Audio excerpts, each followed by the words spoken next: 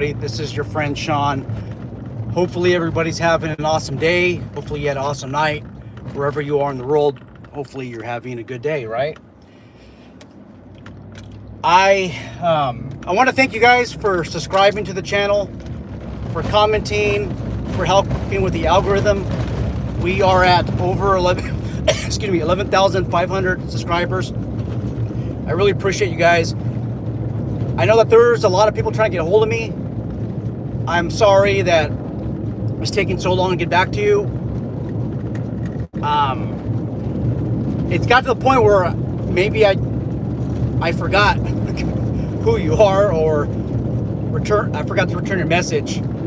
I have so much.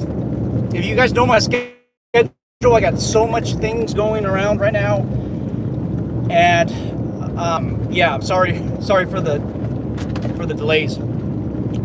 Anyhow, I am finally an Axon instructor, Axon TASER instructor.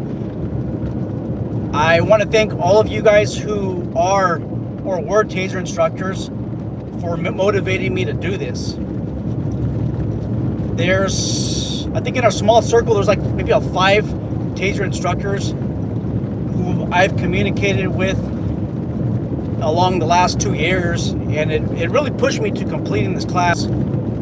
Where I work at, unfortunately, it came to the point where they basically said, Sean, you have been completing, or you're an instructor in too much stuff. I mean, this is my 11th or 12th instructor level certification. It's got to the point where I forgot what I'm an instructor in.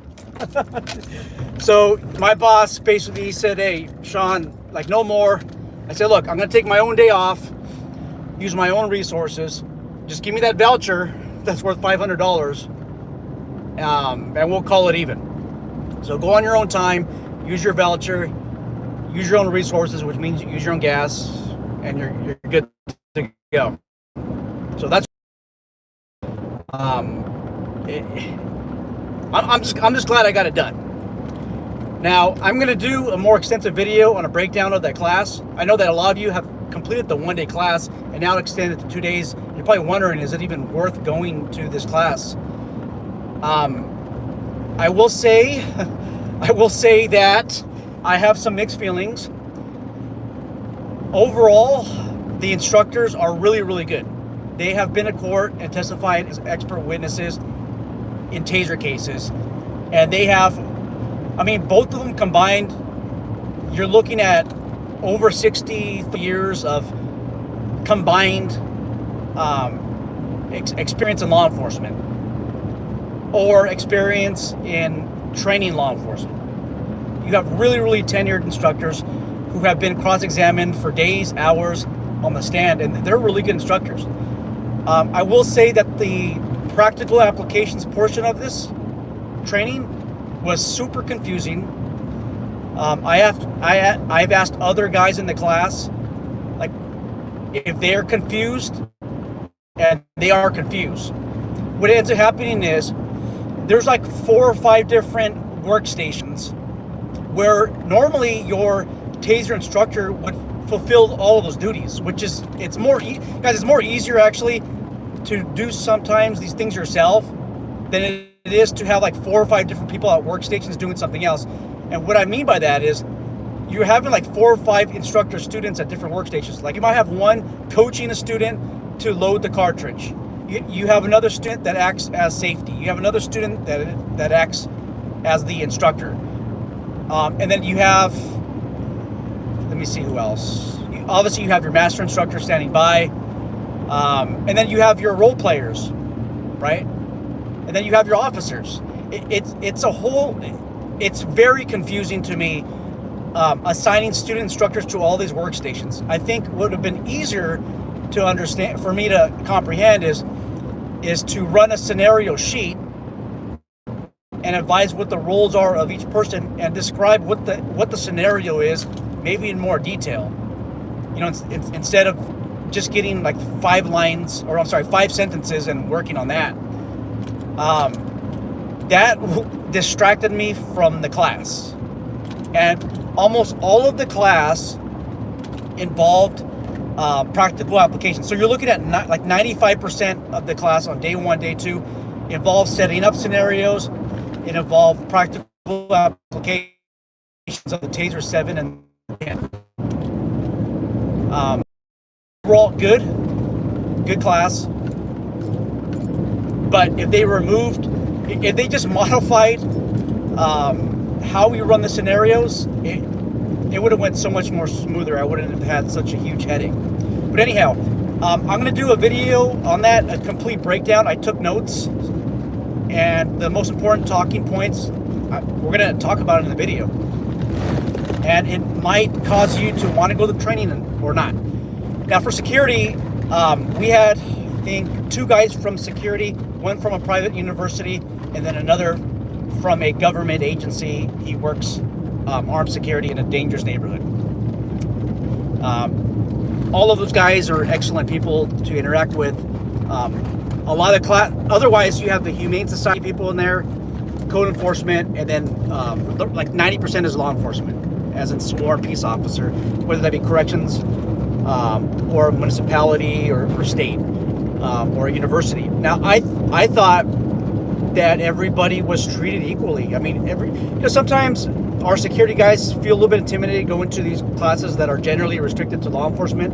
But the law enforcement guys treated these guys very well, in my honest opinion. Now, my deep concern for private security, and I'll make this short, is you can't. So you cannot train to third-party students. You can only train within your own agency. And when I say agency, I'm referring to your own private security company. It's for in-house only. When you go outside of that scope, you're basically, it's borderline. I would say it's a copyright infringement if you are using the learning materials, the learning resources, and you're presenting it to students as handouts or as a part of a PowerPoint presentation. You have to be really careful. Fortunately, TASER hasn't been enforcing that, which is a good thing. Now, if you really don't believe me on that, the instructor himself said that, crazy snake. The instructor himself basically said that if you want to teach an outside agency, that's an agency not within your company, an agency that's outside your company, you need permission from 4 people.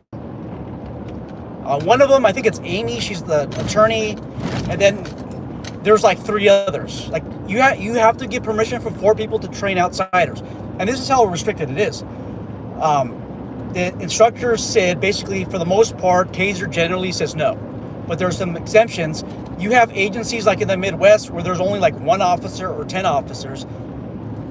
And then that agency, TASER certified instructor, has his credentials expire, and there's a nearby agency that wants to train him. That's usually when TASER will say yes. But in many other circumstances, no. So if TASER is already saying this to law enforcement, don't you think that applies to private security when you have your training academy and you're training to outside students? Think about that. Now, what happens if you fall outside the training spectrum, the course outline? Let's just say you're training your own people. If you fall outside of it, you're not covered. Now, what I mean by that is you don't get the benefit of having a use of force expert testify on your behalf or testify on your company's behalf.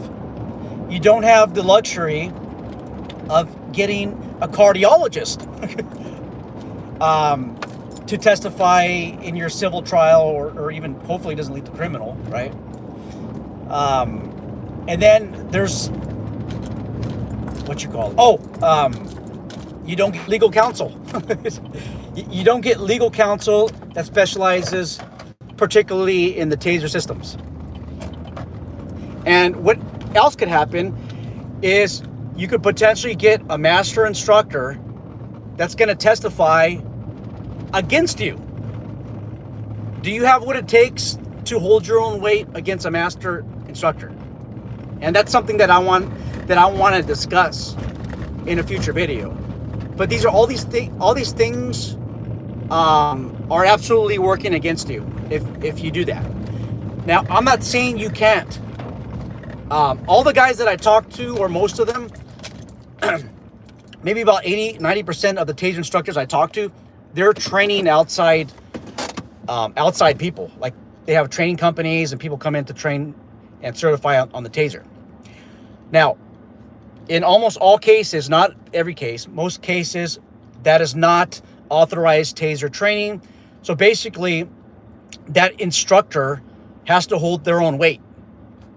So that instructor gets no backing from TASER, and that instructor has to hold their own weight in court. If they get subpoenaed to court or during a deposition, which is most likely the case, that security instructor that's training outside students, he's going to be testifying as an expert witness. And do you have what it takes to hold your own weight in court? I'm not saying that you don't. I'm just saying that there's a lot of instructors out there that are poorly trained. They don't have the proper training in use of force. They don't have the proper training in firearms. They don't have the proper training with TASER. They don't have the proper training with batons, you name it. Now, I think a good instructor will have a diversity of experience. And I know that there's some security instructors out there that have all of those qualifications. They've taken all these classes, and that definitely helps if they ever have to testify as an expert. So that's all what I got today. I just want to make it short. I'm going to do a longer video, maybe in the next couple of days. And I really think that if you're interested in teaching others, or you want to take a TASER class, you really should watch that video. Mike is here. Doug is here. Mike from the Professional Security Journal says you're welcome. And that's probably to thanking you guys. Hold on a second. Thank you, especially Mike. He's been helping me out with, I don't want to say TASER curriculum. It kind of, basically I would ask him, hey, what's involved in the class? What are some thoughts? And he's been assisting in the comment section box with a lot of the questions that you guys have. So I really appreciate that, and I appreciate others.